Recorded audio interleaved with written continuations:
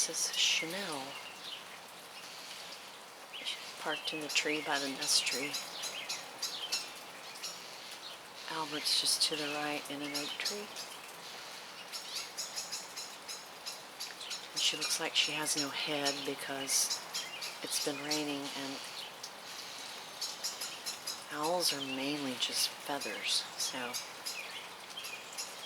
when they have a wet head, they have no head.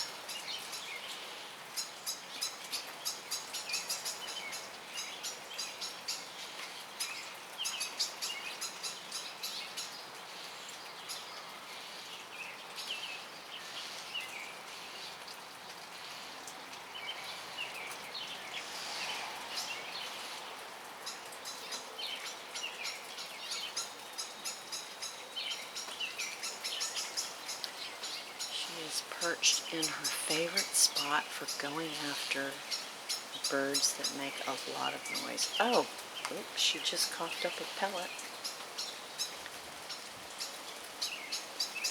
I personally think that's kind of gross, but there are people that actually get those pellets and dissect them at school.